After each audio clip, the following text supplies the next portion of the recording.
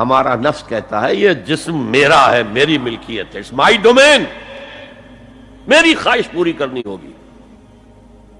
جیسے اس نے کہا میں نہیں جانتا کوئی خدا ہے میرے سوا اور میرے اوپر، میں نہیں مانتا.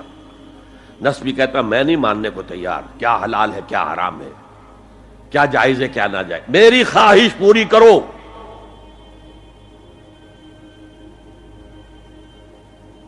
اس کے خلاف جہاد،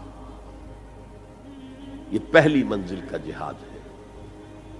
اور آپ کو معلوم ہے 3 منزلہ عمارت ہے تو بلند ترین تو ہے تیسری منزل، اہم ترین ہے پہلی منزل. پہلی منزل بنے گی تو دوسری بنے گی، دوسری ہوگی تو تیسری بنے گی نا. پہلی منزل یہ ہے اور اہم ترین یہ ہے. اسی لیے مولانا روم نے کہا نفس ماں ہم کم طرز فرعون نیست، میرا نفس بھی فرعون سے کم نہیں ہے، لیکن ایراعون نیست، اس کے پاس لاؤ لشکر تھا. اس نے زبان سے بھی کہہ دیا تھا انا ربکم الاعلی، میں ہوں خدا. میرا نفس بیچارہ اس کے پاس کوئی لاؤ لشکر نہیں، زبان سے تو یہ کچھ نہیں کہتا، اندر یہی کہتا میں بادشاہ ہوں اس وجود کا، میری مرضی پوری ہو. تو اسٹرگل اگینسٹ دس بیسر سیلف، ایک سیلف ہے اونچی سیلف، خودی، انا، ایگو، اور ایک ہے یہ بیسر سیلف، ہماری جبلتیں جو اندھی بہری ہیں، جو حلال اور حرام سے انہیں کوئی غرض نہیں، ان کے خلاف جہاد کرنا. آپ نے فرمایا صلی اللہ علیہ وسلم المجاہد من جاہد نفسہ، اصل مجاہد وہ ہے جو اپنے نفس کے خلاف جہاد کر سکے. تمہارے اندر یہ دشمن تو بیٹھا ہوا ہے، تکڑا ہے، تمہیں کنٹرول کر رہا، چلے آؤ باہر کے دشمنوں سے جہاد کرنے کے لیے. تم نے ٹانگے کو گھوڑے کے آگے باندھ دیا.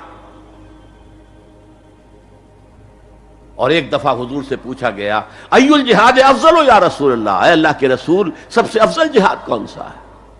فرمایا ان تجاہد نفسک فی طاعت اللہ، اپنے نفس کے خلاف جہاد کرو، اسے اللہ کا مطیع کرو. یہ جو اندر کی کشمکش ہے، کشاکش ہے، یہ جہاد فی سبیل اللہ کا نقطہ آغاز، اللہ کا مطیع بنانا ہے نفس کو. اس کے ساتھ 2 سب لیول اور ہیں. اس نفس کو بھڑکانے والی ایک قوت ہے انویزیبل، اور ویزیبل بھی ہے. انویزیبل قوت سب سے بڑی ابلیس، شیطان لعین، اور اس کے چیلے چانٹے جنات میں سے. اور ویزیبل میں انسانوں میں جو اس کے ایجنٹ ہیں، جو فحاشی کو کلچر کا نام دے، یہ اس ابلیس کے چیلے ہیں. ان کے خلاف جہاد نہیں کریں گے آپ. اگر آپ ان کے خلاف ایگریسو ایٹیٹیوڈ اختیار نہیں کریں گے تو آپ ان کے دباؤ میں آ جائیں گے. ان الشیطان لکم عدوا فاتخذوہ عدوا، اے لوگوں یہ شیطان تمہارا دشمن ہے، اس کو اپنا دشمن سمجھو.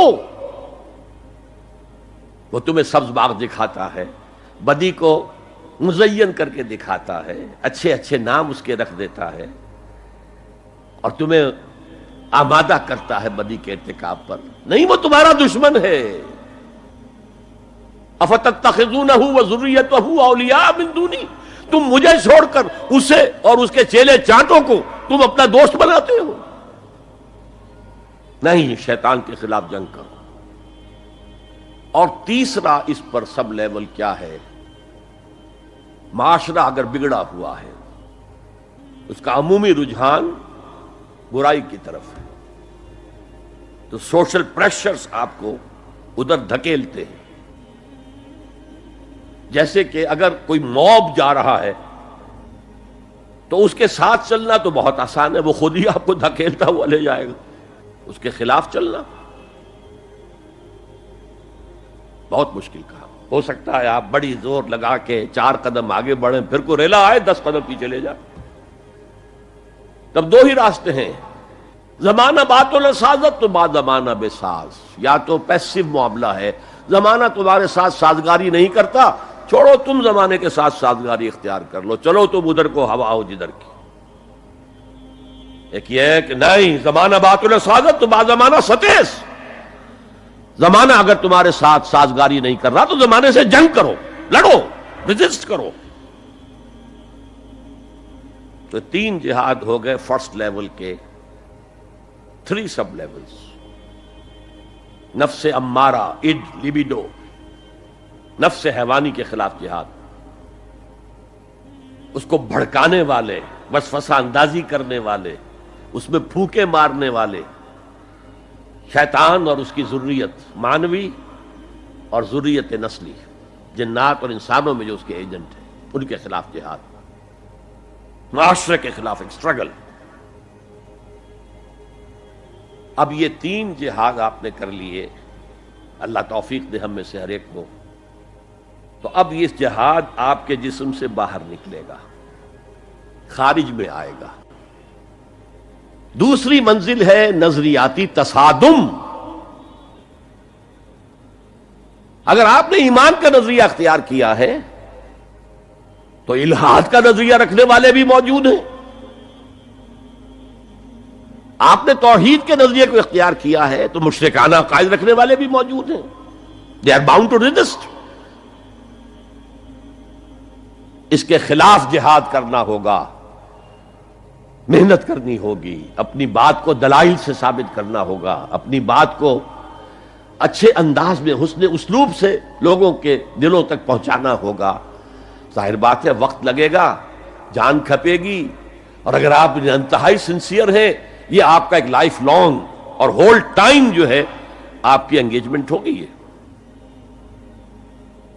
And time is money.